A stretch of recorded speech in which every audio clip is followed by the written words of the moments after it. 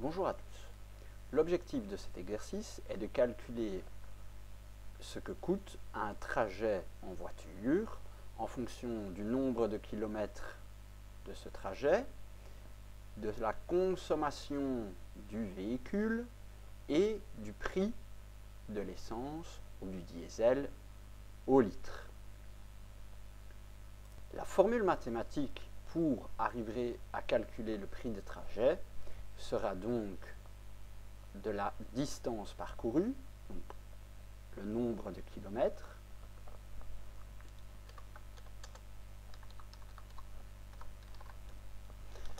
que l'on va multiplier par la consommation nécessaire pour 100 km, et donc la consommation, conso. Ici, ce nombre de kilomètres, cette consommation implique un nombre de litres pour 100 km. Donc, pour que notre formule soit correcte, nous allons devoir prendre la valeur de cette cellule, la diviser par la valeur de cette case et la multiplier par 100.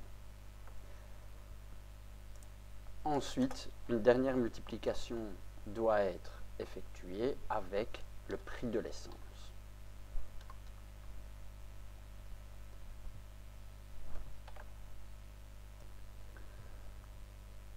Dans Excel,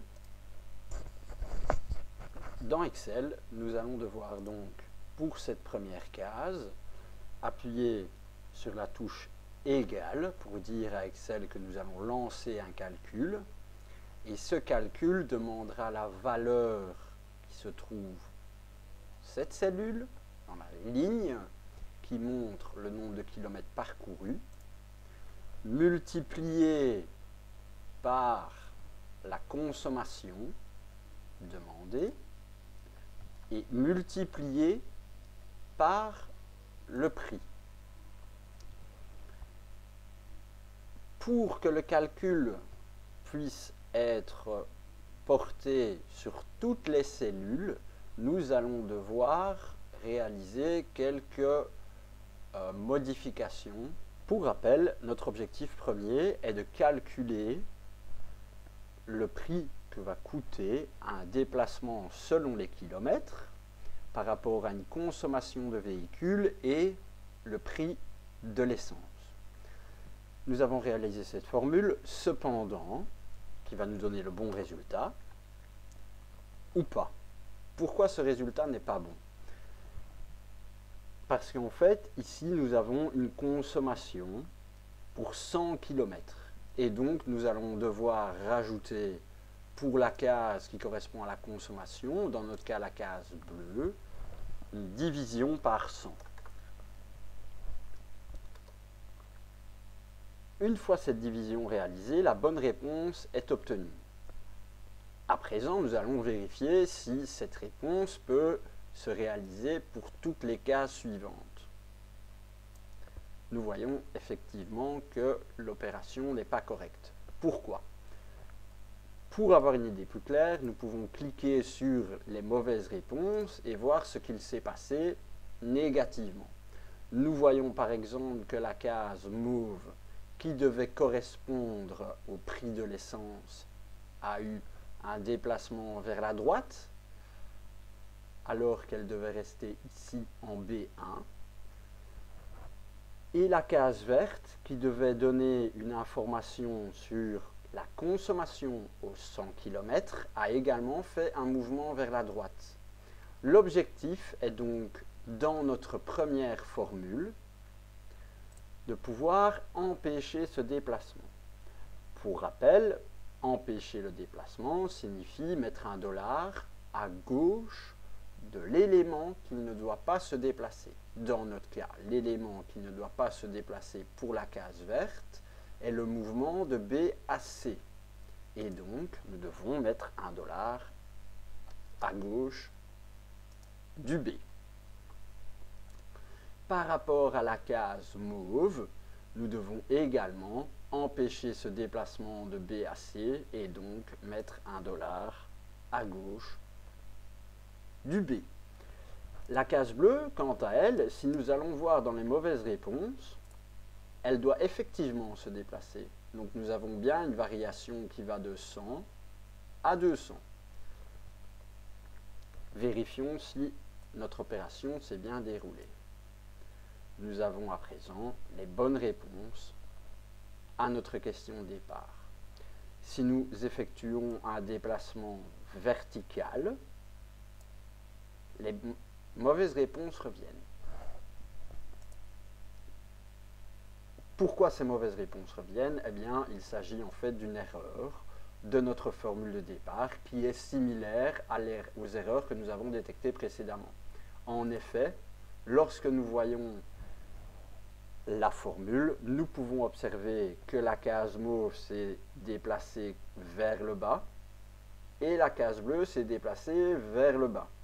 Notre objectif à nous était que la case bleue reste sur la distance parcourue et que la case mauve reste également sur la distance parcourue. Donc, lorsque nous retournons sur notre première formule, nous pouvons aller voir que la case bleue doit avoir un dollar à gauche du 4 pour empêcher un déplacement vertical, passer de 4 à 5. Et nous pouvons voir également que la case mauve doit avoir une immobilisation par rapport à son déplacement vertical et donc l'empêcher de passer de 1 à 2. Nous allons donc mettre un dollar à gauche du 1. Vérifions. Nous pouvons étendre notre formule vers le bas et l'étendre vers la droite. Merci pour votre écoute et à la prochaine correction d'exercice. Évidemment, il ne serait pas intéressant de corriger un exercice sans pouvoir conceptualiser un peu le principe qui a été l'objectif de cet exercice. L'objectif de cet exercice était de pouvoir comprendre comment pouvoir faire une copie incrémentée. Une copie incrémentée implique que certaines cases devront être absolues et d'autres devront être relatives. Les cases devront être absolues seront toujours utilisées au même endroit et les cases avec une adresse relative sont objectifs de bouger, d'être mobiles. Le conseil que je vous donne pour résoudre ces exercices, c'est de toujours réaliser la formule dans la première case de votre tableau et ensuite de l'étendre pour voir les erreurs. Normalement, une fois que vous aurez bien compris ce concept, vous devriez pouvoir la réaliser en une seule étape.